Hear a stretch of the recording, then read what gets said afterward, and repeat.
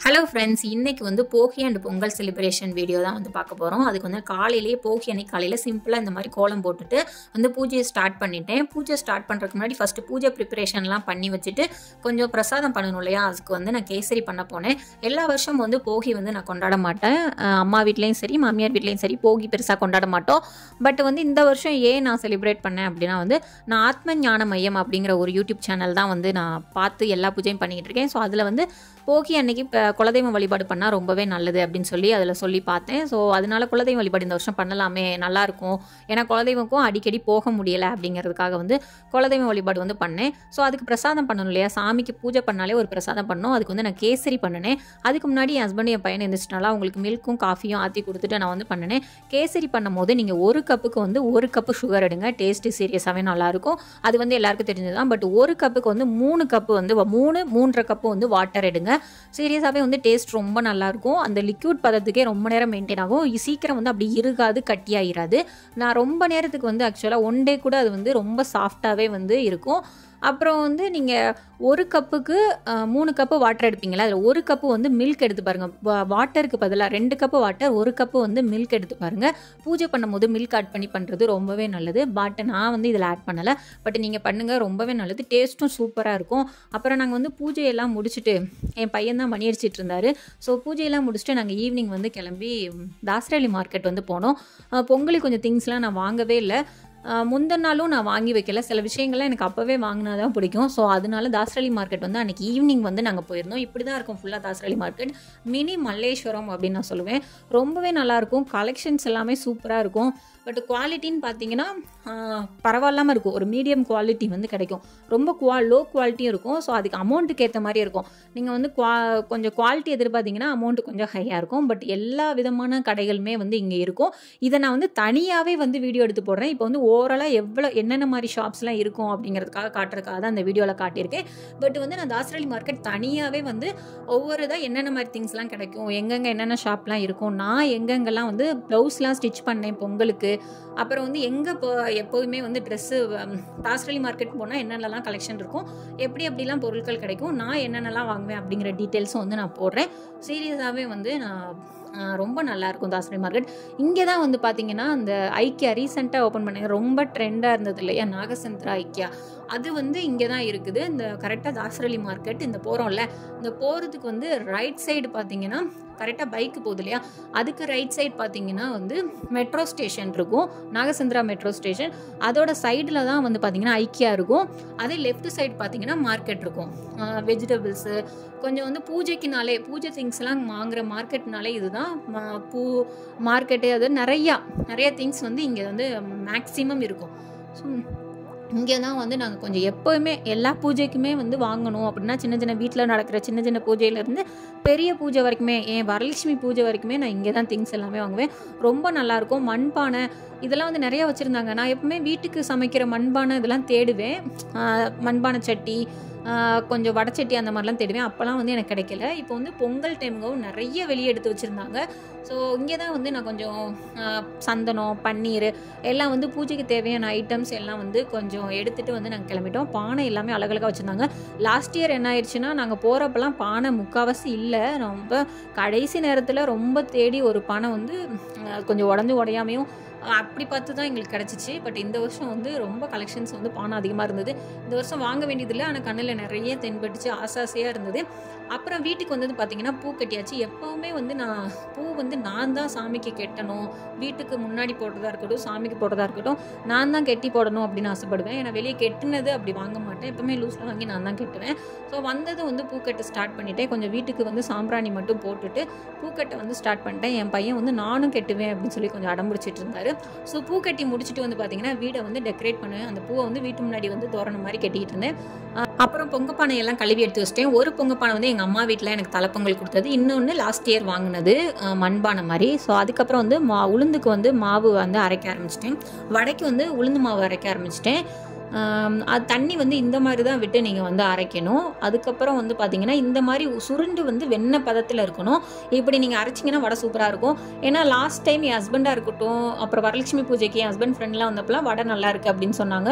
So அதுக்காக தான் சொல்கிறேன், இந்த மாதிரி நீங்கள் பதத்தில் அரைச்சி வச்சுக்கிட்டிங்கன்னா வடை வந்து நல்லா மொறுன்னு கடையில் போடுற மாதிரியே டேஸ்ட்டாக வரும். அப்புறம் நைட்டே வந்து அடுப்பெல்லாம் க்ளீன் பண்ணேன். எப்போவுமே அடுப்பு க்ளீன் பண்ணுவேன், பட் வந்து பூஜைக்குனாலே எப்போ என்ன சமைச்சு இருந்தாலும் அது உடனே க்ளீன் பண்ணிவிட்டு இந்த மாதிரி வந்து சந்தன குங்குமம் வந்து வெள்ளி செவ்வாய் எப்பவும் வைக்கிறது தான். அரிசி மாவு கலந்து வைப்பேன். எப்போவுமே அரிசி மாவு கலந்து அடுப்பு மேலே கோலம் போடுறது தான் எனக்கு ரொம்ப பிடிக்கும், நார்மலாக போடுறத காட்டிலும். ஸோ அந்த மாதிரி கோலம் போட்டுட்டு அப்புறம் பூஜை சாமான் எல்லாமே கழுவி எடுத்து வச்சுருந்தேன். என்னதான் பூஜை பண்ணாலுமே பட் பொங்கலுக்குன்னு பண்ணும்போது அது கழுவி எடுத்து வைக்கணும் அப்படின்னு சொல்லிட்டு நான் மறுபடியும் வந்து கழுவி எடுத்து வச்சு நைட்லாம் வந்து சந்தன குங்குமம் எல்லாமே வச்சு முடிச்சுட்டு நைட்டே வந்து ஓரளவுக்கு டெக்கரேஷன் எல்லாமே முடிச்சு வச்சுட்டேன். ஆனாலும் வந்து கண்டினியூஸாக நான் ஒரே ஆளே பண்ணினதுனால எல்லா ஒர்க்கும் நான் ஒரே ஆளே பண்ணினேன் அப்படிங்கிறதுனால வந்துட்டு கண்டினியூஸாக வேலை இருந்துகிட்டே இருந்த மாதிரி இருந்தது. அந்த பூஜை முடிக்கிற வரைக்குமே எனக்கு வேலை இருந்துகிட்டே இருந்தது. வெஜிடபிள்ஸ் எல்லாமே கட் பண்ணி வச்சுட்டேன். ஏன்னா காலையிலேயே வந்து சமைச்சு எல்லாமே முடிச்சிட்டோம் அப்படின்னா நம்மளுக்கு வந்து மதியம் கொஞ்சம் ஃப்ரீ இருக்கும் அப்படிங்கிறதுக்காக நைட்டே ப்ரீ ப்ளீட்லாம் எடுத்து வச்சுட்டேன். சேலைக்கு வந்து மடிப்பு எடுத்து வச்சுட்டு பார்த்தீங்கன்னா டைம் பார்த்தீங்கன்னா 2 ஆயிடுச்சு. 1:30க்கு நான் எடுக்க ஆரம்பித்தேன். 1:45 வேகமாக வச்சுட்டேன். ரொம்ப வந்து நல்லா வைக்க முடியலை, பட் பரவாயில்லாமல் வச்சுருந்தேன்னு நினைக்கிறேன். ஃபோட்டோ வந்து ஆட் பண்ணியிருப்பேன் பாருங்கள். ஸோ வச்சுட்டு வந்து பார்த்தீங்கன்னா காலையிலேயே வந்து ஃபஸ்ட்டு பால் தான் அடுப்பில் வச்சேன். ஏன்னா என் பையன் வந்து எந்திரிச்சு தான் பாலுன்னு தான் எந்திப்பார். ஸோ அவருக்கு பால் அடுப்பில் வச்சுட்டு இட்லி அடுப்பில் வச்சுட்டு என்ன தான் வந்து சாமி கும்பிட்டாலும் என்ன பண்ணாலும் நம்ம குழந்தைங்களுக்கு ஃபஸ்ட்டு கொடுக்கறத வந்து மிஸ் பண்ண முடியாது இல்லையா. ஸோ ஃபஸ்ட்டு அவனுக்குரியதெல்லாம் பண்ணி முடிச்சுட்டு அதுக்கப்புறம் நான் வந்து கோலம் போட வந்துட்டேன். நான் பண்ண மிஸ்டேக்கே என்ன அப்படின்னா ஒரு இது பார்த்தீங்கன்னா ரொம்ப நேரம் டைம் எடுத்தது வந்து அந்த கோலம் தான். ஏன்னா எல்லாமே ப்ரீ பிளான் வந்து பண்ணினேன். முந்தின நாளே வந்து ஒரு பூஜை பண்ணுறதுலேருந்து எல்லாமே டெக்கரேஷன்லேருந்து எல்லாமே ப்ரீ பிளான் பண்ணேன். நான் சாரிக்கு மடிப்புலேருந்து எல்லாமே பண்ணேன். பட் கோலம் வந்து பிளான் போடாமல் வச்சுட்டேன். முந்தின நாள் வந்து என் கசின் ஒருத்தவங்க எனக்கு சிம்பிளான கோலம் ஏதாவது அனுப்புங்க அப்படின்னு சொல்லும் போது தான் எனக்கே கோலம் ஞாபகம் வந்தது. அப்பையும் வந்து பார்த்தீங்கன்னா அடுத்தடுத்து எனக்கு ஒர்க் இருந்ததுனால சரி இப்போ பார்ப்போம் அப்போ பார்ப்போம் கோலம் அப்போ பார்த்து வைப்போம் இப்போ பார்த்து வைப்போம் அப்படின்னு நான் பார்த்தே வைக்கல. ஏன்னா டெய்லி கோலம் போட்டுக்கிட்டு இருந்தால் நம்மளுக்கு பெருசாக தெரியாது. வீட்டு முன்னாடி கோலம் போட்டால் சாய் மிதிச்சு வீடு ஃபுல்லாக உழப்பி போட்டுருவாருங்கிறனால அவ்வளோவா ரொம்ப வந்து வீட்டு முன்னாடி கோலம் போடுறதுல ஏதாவது ஃபங்க்ஷன்னா மட்டும்தான் போடுவேன். ஸோ அப்படிங்கிறதுனால எனக்கு கோலம் வந்து பார்த்து கொஞ்சம் ப்ரிப்பேர் பண்ணி வைக்கிறதுனால கொஞ்சம் வந்து என்ன பண்ணுறது என்ன கோலம் போடுறதுன்னு அப்படி தெரியாமல் ஸ்பாட்டில் வந்து என்ன கையில் வருதோ அந்த கோலத்தெல்லாம் போட்டு கொஞ்சம் அழிச்சு போட்டுக்கிட்டு இருந்தேன். நான் நினச்சேன் பரவாயில்லாமல் இருக்கும், சரி ஏதோ ஒரு கோலம் வீட்டு முன்னாடி இருக்கட்டும் அப்படின்னு போட்டேன். சீரியஸாகவே கலர்லாம் கொடுத்ததுக்கப்புறம் ரொம்பவே நல்லா இருந்துச்சு. நீங்களும் பாருங்கள் எப்படி இருந்துச்சு இந்த கோலம், எப்படி இருந்துச்சு எப்படி இருக்குது அப்படிங்கிறத வந்து நீங்கள் வந்து கமெண்டில் வந்து எனக்கு சொல்லுங்கள்.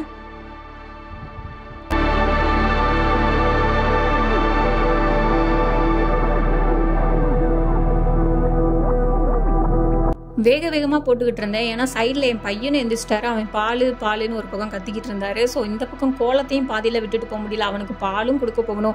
ஸோ வந்து வேகமாக முடிச்சுட்டு வந்துட்டு போய் வேலையை பார்த்தேன். ஸோ அவனுக்கும் வந்து போனதுக்கப்புறம் பாலெல்லாம் ஆற்றி கொடுத்துட்டு அப்புறம் வந்து பொங்கல் வந்து வைக்க ஆரம்பிச்சிட்டேன். கொஞ்சம் வந்து லேட் ஆயிடுச்சு இந்த டைம். ஏன்னா வந்து நான் ஆக்சுவலாக நல்ல நேரம் பார்த்துட்டு தான் ஆரம்பித்தேன். மார்னிங் 6 to 7:30 அப்படி இல்லாட்டா 9 to 10:30 நல்ல நேரம் அப்படிங்கிறது வந்து இந்த ஆத்ம ஞானமயம் யூடியூப் சேனலில் வந்து அவங்க சொன்னதை நான் பார்த்துருந்தேன். எப்படி எனக்கு தெரியும் காலையில் 6 to 7:30 வைக்க முடியாது, ஏன்னா என் பையன் இருப்பார், அவரை வந்து காலையில் கிளப்புறதுலாம் கஷ்டம்னு சொல்லி ஸோ 9 to 10:30 டைமிங்க்கு வந்து பண்ணலாம் அப்படிங்கிறதுக்காக தான் அதுக்கேற்ற மாதிரி நான் வந்து பொங்கல் வச்சேன். ஸோ சாம்பார் வந்து இதுதான், இந்த மகாராஜா சாம்பார் பொடி காட்டியிருந்தேன் இல்லையா, அது வந்து தூத்துக்குடி ஏரியாவில் நீங்கள் இருக்கீங்கன்னா உங்களுக்கு தெரிஞ்சிருக்கும். சீரியஸாகவே வந்து அது ரொம்பவே நல்லா இருக்குது. வெஜிடபிள்ஸ் எல்லாம் மொத்தமாக போட்டு புளி தண்ணி எல்லாத்தையும் போட்டு 2 நிமிஷத்தில் வந்து வேலை முடிஞ்சிடும். அந்த மசாலா பொடியும் போட்டால் வந்து சீரியஸாகவே வந்து நானும் அரைச்சி மசாலா பொடி வந்து ட்ரை பண்ணியிருக்கேன். ஆனால் அந்த டேஸ்ட் வர மாட்டேங்குது. பட் அதனால ஊருக்கு எப்போ போனாலும் வந்து நான் போகிறேனோ போலையோ மாமியார்ட்டையாவது கேட்டு அனுப்பிவிட சொல்லிடுவேன். ஸோ அது எனக்கு ரொம்ப பிடிச்சிருக்கு. கல்யாணம் புதுசில் என் மாமியார் வந்து எனக்கு அந்த சாம்பார் பொடி வாங்கி கொடுத்தது தான். இப்போ வரைக்கும் எனக்கு அதோட டேஸ்ட்டு தான் ரொம்பவே பிடிச்சிருக்கு, ரொம்பவே நல்லாயிருக்கு. நீங்கள் அதை யூஸ் பண்ணிங்கன்னா எனக்கு மறக்காமல் சொல்லுங்கள். அப்புறம் ஃபஸ்ட்டு வந்து ஒரு வெண்பொங்கல் மாதிரி சாமிக்கு படைப்பாங்களே, அதுதான் ஃபஸ்ட்டு பொங்குச்சு. ஸோ அதுக்கப்புறம் வந்தீங்கன்னா இந்த பொங்கலும் வந்து ரெடி ஆயிடுச்சு.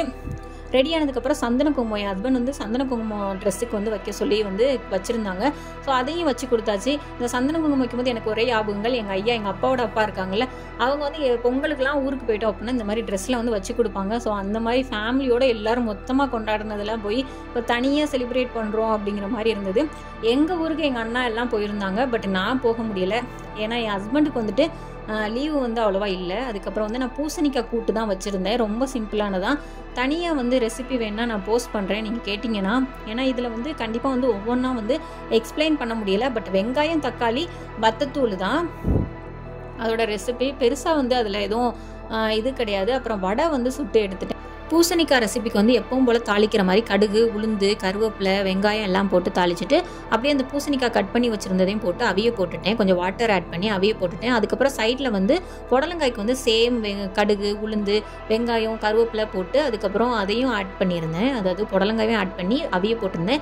ரெண்டு கொஞ்சம் அவிஞ்சதுக்கப்புறம் அதுக்கப்புறம் வத்தத்தூளும் கரம் மசாலாவும் ரெண்டுக்கும் சேமாக ஆட் பண்ணி ரெடி பண்ணி வச்சுக்கிட்டேன். அவ்வளோதான். ரெண்டுக்கும் தனித்தனி ரெசிபியாக வந்து ரெடி பண்ணிட்டு இருந்தோம்னா கண்டிப்பாக இதுவே லேட் ஆயிரும். ஸோ அதனால் ரெண்டுக்கும் சேமாக இருக்கிற மாதிரி ரெசிபி ரெடி பண்ணிட்டேன். அவ்வளோதான். நான் கிளம்பி வந்தாச்சு. இப்படி தான் இருந்தது என்னோட மேக்கப். கிளம்புனதுக்கப்புறம் எப்படி இருக்குன்னு சொல்லுங்கள்.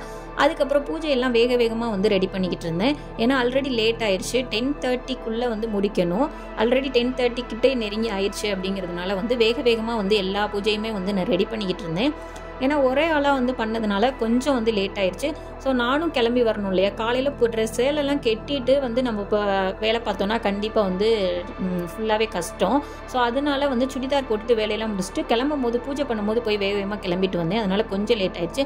ஸோ நல்ல நேரம் பார்த்து தான் நான் வந்து ஆரம்பித்தேன். ஸோ பூஜையெல்லாம் முடிச்சுட்டு ஒரு வழியாக வந்து நல்லபடியாக வந்து எங்களுக்கு பொங்கல் போனது. ஸோ உங்களுக்கு எப்படி பொங்கல் போனது அப்படிங்கிறத வந்து எங்கூட வந்து ஷேர் பண்ணிக்கோங்க, நான் தெரிஞ்சுக்கிறேன்.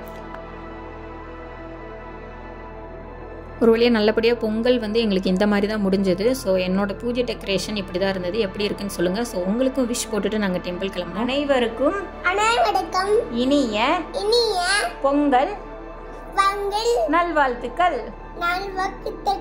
ஹாப்பி பொங்கல். பாய்.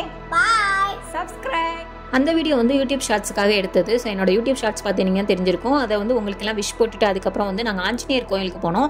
இந்த கோயில் வந்து உங்களுக்கு தெரிஞ்சிருக்கும். என்னோட ஃபேவரேட்டு. என்னோட நியூ இயர் வீடியோ பார்த்துருந்தீங்கன்னா தெரிஞ்சிருக்கும்.